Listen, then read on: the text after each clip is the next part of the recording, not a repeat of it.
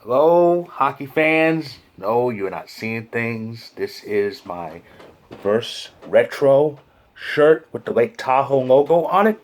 I kind of showed off on Twitter at CED version 2. It's a player's shirt. It's a Nathan McKinnon shirt. It has McKinnon's name and number in the back. It's beautiful as hell. And speed of beautiful as hell. Uh, it's amazing. February's the shortest month of the year, yet everything seems to happen in it. And everything with a little bit of a pause, because see, a lot of teams, quite a few teams had to go into quarantine because of COVID protocols. The Avalanche were one of them. Thanks a lot, Wild. But yeah, so things are a bit askew, but hockey is still rolling. It's a well-oiled machine, and the season's going well. And can you believe it? It's March. It's March already. Seems like yesterday that this season started. Seems like yesterday we were waiting for January 13th to get here, but now we're in the month of March, and usually that's why I get real excited because it's NHL March Madness, but that's not the case. But that's not the case. March is not the pivotal month this year. It's the month before the pivotal month. The pivotal month is April, and it's really pivotal because it's a 30-day month. But enough. Let's get to where things stand entering the month of March. And we'll start with the Canadian division, the North Division, shoot, which is the shoot everything at the net and it goes in division. I said this on Twitter. The North Division out and people trash the North Division. Well, there's no defense and there's no defense. There's no good teams. The only reason why Toronto's in first place is because all the teams suck. That's blech. Um, the North Division to me is the NHL equivalent of what the old American Football League used to be, because any football fan knows the AFL was shootouts. The NFL was a defensive league. The AFL had all the high scoring, and Toronto Toronto's kind of leading the way. Well, actually, they're not leading the way. They're leading the way in the division, but as far as goals, Edmonton scored the most goals, 79 games, 79 goals. I mean, I'm just going quick, but yeah, pretty much every team in this league, every team in this division is putting up.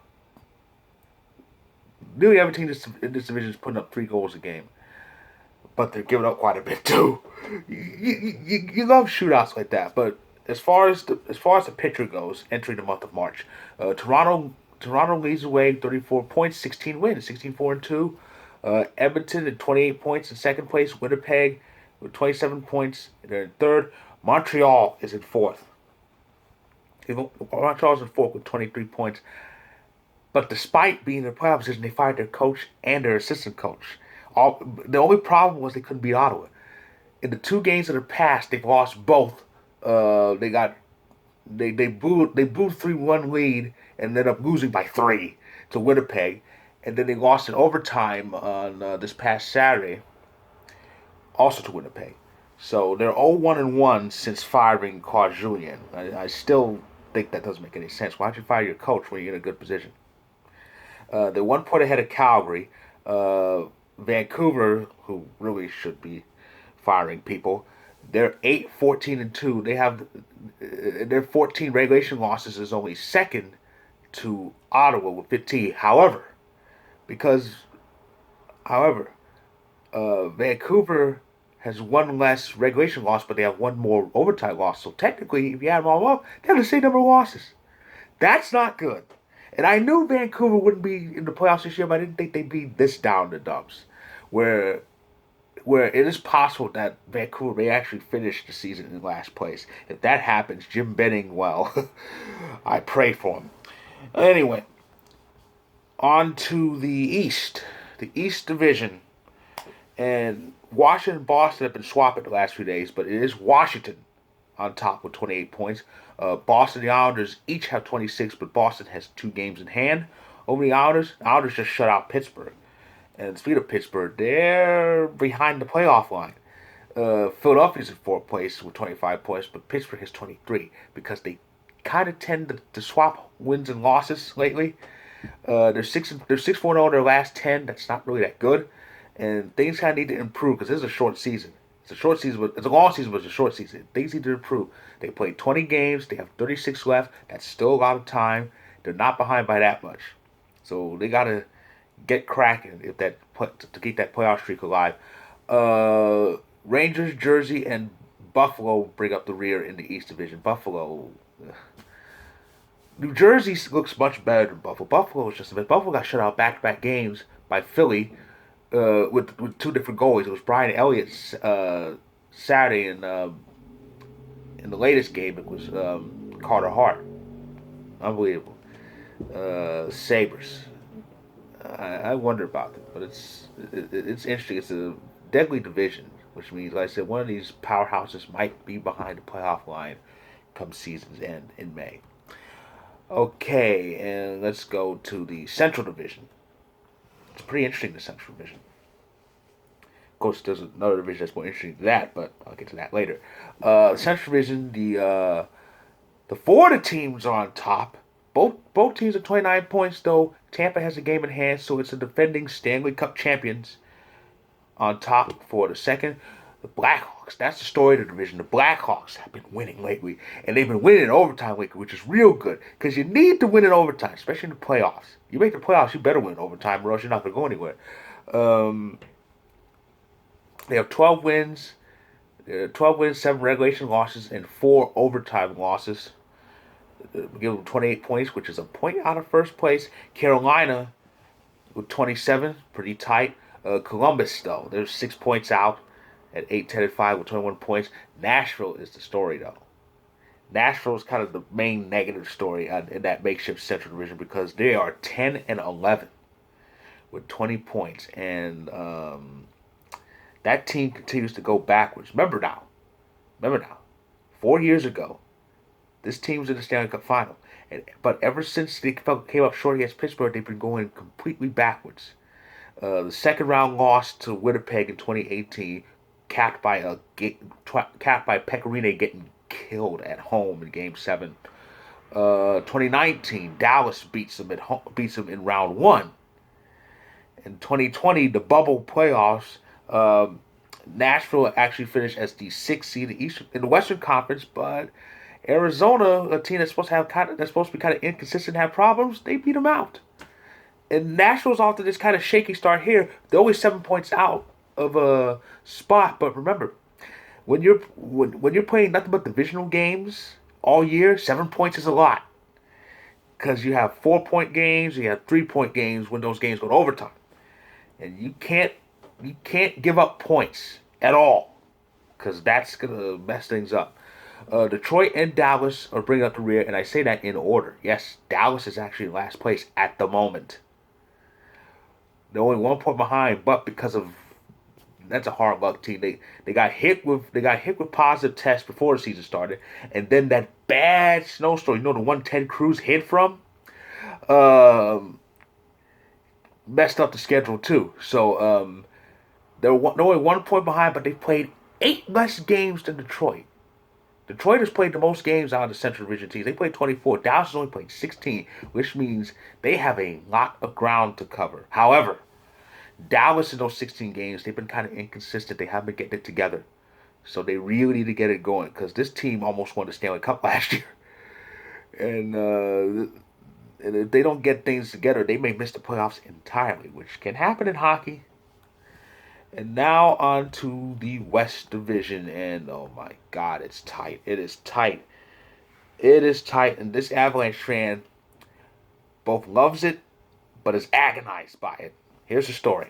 Vegas, they have to win Saturday to get the first place because Minnesota, who's won 6 straight, they won 6 straight and 7 out of their last 10.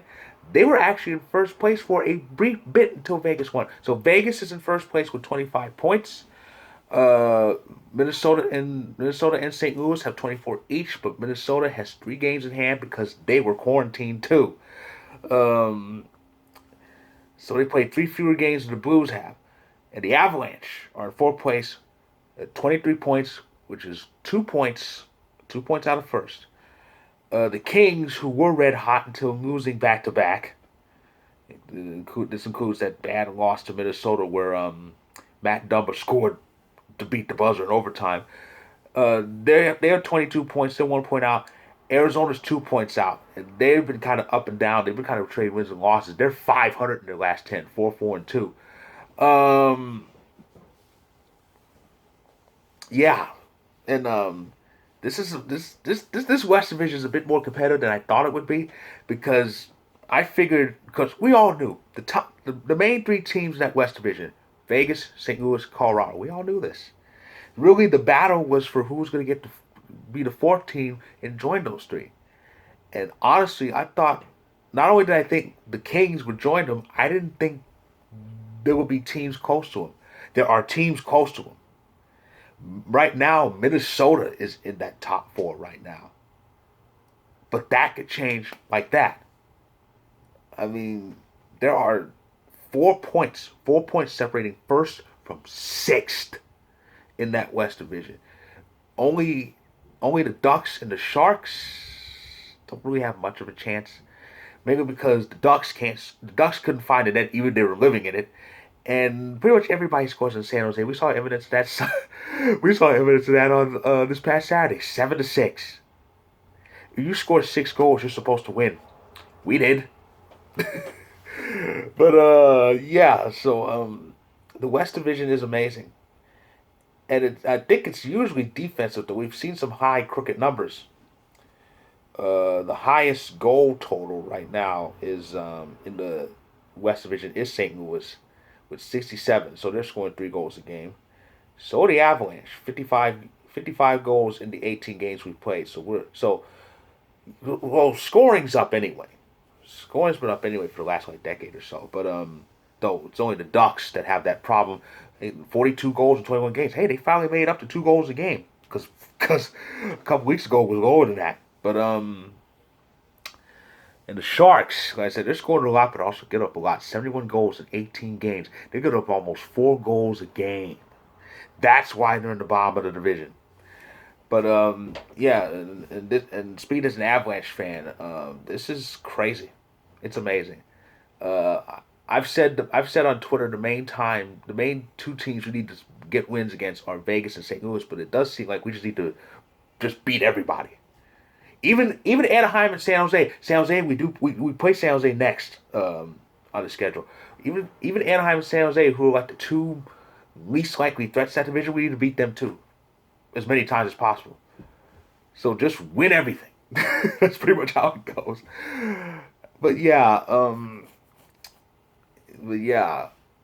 because this is a division where 3 point games could be really annoying. That's what's been happening. A lot of every overtime game is a 3 point game now because it's the schedule's divisional, and it's gonna be crazy heading into the month of March because March this year is the last month before the pivotal month of April.